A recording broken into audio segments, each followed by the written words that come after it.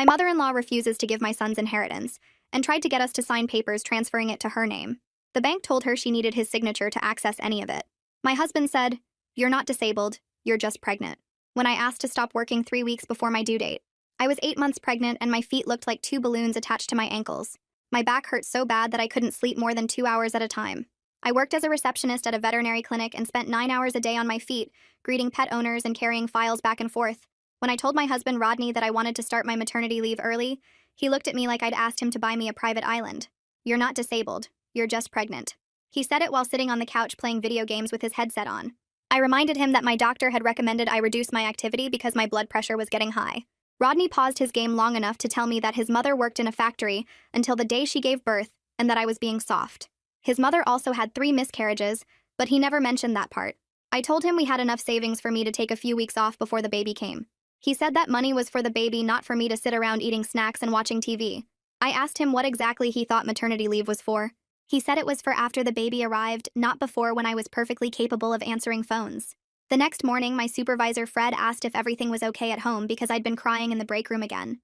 I told him I was just hormonal. He didn't believe me, but he didn't push. Rodney texted me 4 times that day asking what I was making for dinner. I was on my feet for 8 hours with a human pressing on my bladder, and he wanted to know what I was cooking for him when I got home. I made spaghetti because it was easy, and he complained that we'd had pasta 3 times that week. I reminded him that he could cook if he didn't like what I made. He laughed and said he worked too hard to come home and stand over a stove. Rodney worked at a car dealership selling used vehicles. He sat in an air-conditioned office all day drinking coffee and waiting for customers to walk in. But somehow his job was harder than mine, even though I was growing a whole person inside my body while also working full-time. On Friday, my ankles were so swollen that I couldn't fit into any of my shoes.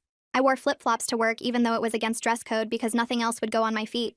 Fred sent me home early and told me to talk to my doctor. The doctor said my blood pressure was too high and that I needed to rest. She wrote me a note recommending immediate maternity leave.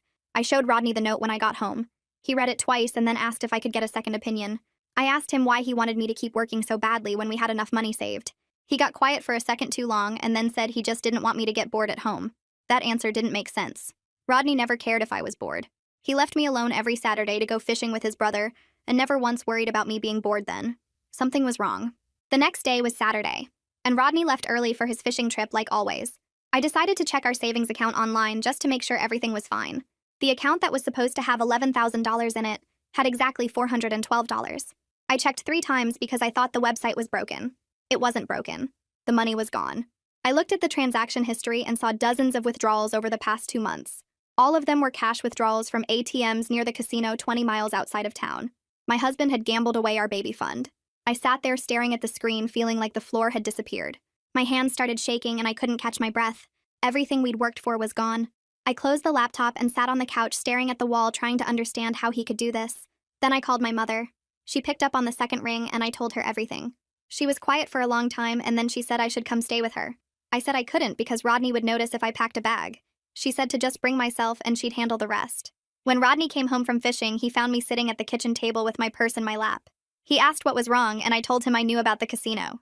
His face went white. He started talking fast about how he was going to win it back and how it was just a rough patch and how everything would be fine. I didn't say anything. I just stood up and walked to the front door. He followed me outside and kept talking while I walked to my car, saying he'd get help and fix everything and begging me to come back inside. I got in my car and locked the doors and he stood in the driveway watching me drive away. My hands shook so bad I could barely grip the steering wheel. I drove straight to my mother's house and she was waiting on the porch because I'd texted her I was on my way. She helped me inside and made me sit down and brought me water even though I wasn't thirsty. I stayed in her guest room that night and slept better than I had in weeks because I finally felt safe. My mother brought me breakfast in bed the next morning and sat with me while I ate scrambled eggs and toast. She asked what I wanted to do next and I said I didn't know.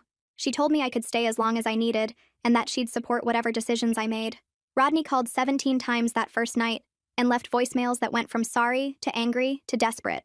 My mother took my phone and blocked his number after the 18th call. The quiet after that felt strange because I'd gotten used to him always demanding my attention.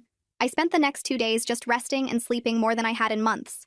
My ankles started looking normal again and the pressure in my back eased up. On the 3rd morning, I called Fred at the clinic and told him I needed to start my maternity leave right away for medical reasons. He said he understood and that my job would be there when I was ready to come back.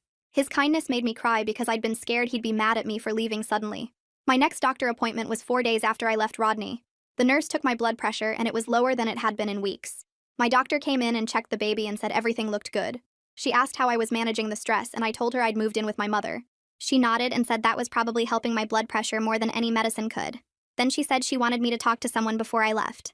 A woman came in about 10 minutes later and introduced herself as a hospital social worker. She sat down and asked me some questions about my living situation and whether I had support. I told her about leaving Rodney and staying with my mother. She pulled out some papers and started explaining different programs that could help me. She talked about WIC for food assistance and temporary programs for bills and low-cost childcare options for when I went back to work. Taking the papers from her hands felt embarrassing, like I was admitting I couldn't handle things on my own. But I also knew I needed to understand what help was out there because I didn't have $11,000 anymore. I folded the papers and put them in my purse and thanked her. She gave me her card and said to call if I needed anything else. 2 days later, my phone rang from a number I didn't know. I almost didn't answer, but something made me pick up. A woman's voice said hello and asked if this was me, and I said yes. She said her name was Jillian and she was Fred's wife. I froze because I thought maybe something was wrong at the clinic. But then she said Fred had mentioned what I was going through and she wanted me to know their family was here to help however I needed. She said she had baby items her kids had grown out of and she'd be happy to loan them to me. She also said she stayed home with their toddler and could watch my baby sometimes when I went back to work. I started crying right there on the phone because I'd been so focused on everything I'd lost that I forgot some people actually show up when things get hard. She gave me her address and told me to come by any time to look at the baby stuff. I thanked her about 5 times before we hung up. My mother asked who called, and when I told her, she smiled and said, "See, you're not alone in this." The phone rang again about a week and a half later. This time it was Rodney's mother Evelyn calling my mother's landline. My mother answered and Evelyn asked to speak with me. I took the phone into the guest room and sat on the bed. Evelyn started talking right away about how Rodney was her son, and gambling was a disease and I should give him another chance. She said he was going to meetings and trying to get better. I listened for a minute and then explained that the bank showed 2 months of withdrawals, but I'd found hidden credit card statements proving the gambling had been going on for 6 months. I told her he'd emptied our entire savings and lied to me every single day while I was pregnant. There was silence on the other end. Then her voice changed and got quieter. She said she didn't know it had been that long or that all the money was gone. She apologized for not raising him to be more responsible with money. I told her I appreciated her calling, but I'd made my decision. We hung up, and I sat there feeling strange, because part of me had expected her to keep defending him. I spent the next few days looking at apartments online. My mother said I could stay with her as long as I wanted, but I needed my own space for when the baby came. I found a small 1-bedroom place in a complex near my mother's house. The rent was more than I wanted to pay, but it was the cheapest option that wasn't completely run down. I drove over to look at it, and the carpet was old and the kitchen was tiny, but it had a separate bedroom for the baby. The manager said I could move in 2 weeks before my due date if I paid the deposit now. I used the last of my own savings to write the check. Signing the lease felt like the first real step forward I'd taken. My mother came with me a few days later to start moving my clothes and some furniture. Rodney agreed to let me take what I needed without arguing, which surprised me. Maybe he felt guilty, or maybe he just wanted to avoid another fight. Either way, I got a bed and a dresser and some kitchen stuff loaded into my mother's truck. Setting up the apartment became this project that kept me busy. I painted a bookshelf I'd bought at a thrift store for the baby's room. I washed all the little clothes my mother had saved from when I was a baby. The room was coming together, but it looked nothing like what I'd imagined back when I thought Rodney and I would be doing this together. Jillian came over one afternoon with her toddler and brought a crib and changing table her kids didn't use anymore. She helped me set them up and showed me how the crib converted into a toddler bed later. My mother bought me a rocking chair from a thrift store and we put it in the corner by the window.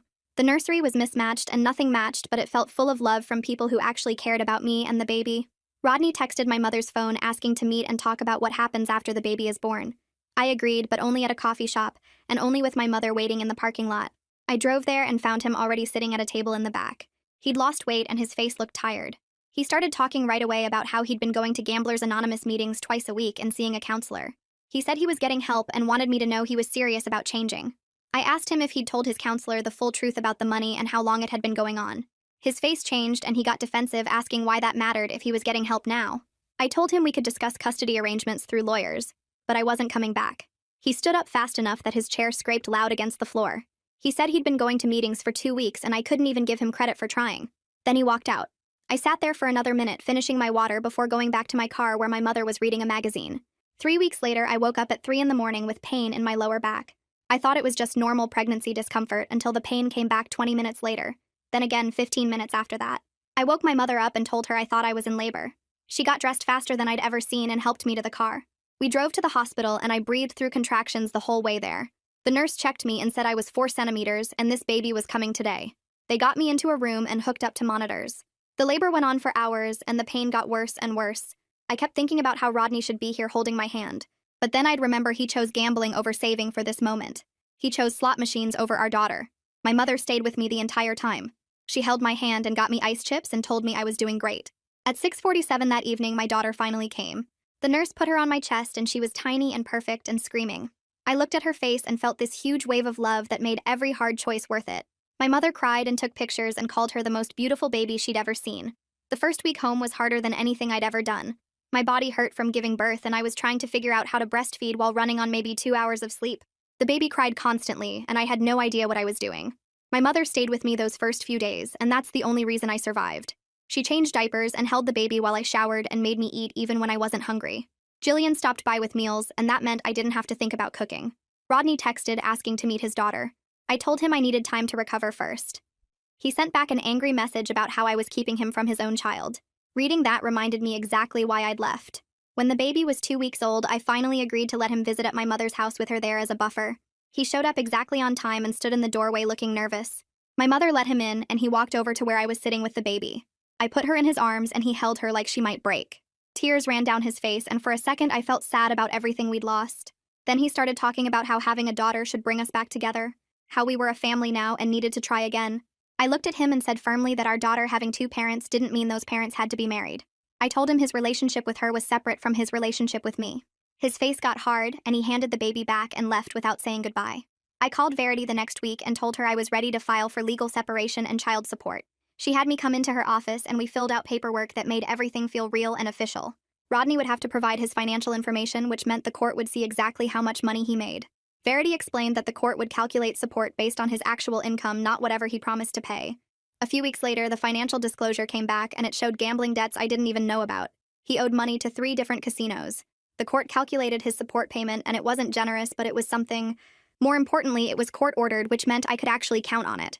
Verity filed all the papers and told me it would take a few months to finalize everything. I signed where she showed me and walked out of her office feeling scared, but also clear about what I was doing. At 6 weeks postpartum, I settled into a routine that felt both exhausting and manageable. My mother took the baby Tuesday and Thursday mornings, so I could go to the grocery store without rushing or run to the pharmacy to pick up prescriptions. Jillian watched her Wednesday afternoons, which meant I could actually sleep for 2 hours straight without listening for crying. Those naps saved me because nighttime was still rough with feeding every 3 hours. Rodney came over every Sunday at noon for his supervised visit, and my mother let him in while I got the baby ready. He held her carefully and talked to her in this soft voice I'd never heard him use before. She was too young to really respond, but he didn't seem to care. After about 40 minutes, he'd look up at me and start talking about how we should try counseling together, or how he'd been clean from gambling for weeks now. I learned to cut him off fast and redirect back to the baby. The first few times I felt guilty for being so firm, but it got easier each week. He'd leave looking disappointed, and my mother would make tea while I fed the baby again. 3 months after I walked out, I started back at the clinic part-time, working Monday, Wednesday, and Friday. Jillian kept the baby at her house those days and sent me pictures throughout the morning of her sleeping or making faces. My first paycheck went straight into my new savings account that had exactly $73 in it from what I'd scraped together. Rebuilding from zero felt impossible, but I deposited every check and watched the number grow by tiny amounts. Being a single mother was harder than anything I'd imagined, with work and bottles and custody schedules and never enough sleep. But my apartment stayed quiet without Rodney's complaints or lies. My daughter gained weight and smiled at me when I picked her up from Jillian's house. My mother called every morning to check on us, and Jillian texted me encouragement on rough days. I had people who actually showed up when they said they would. I was stronger than I thought I was when I walked out that door with just my purse.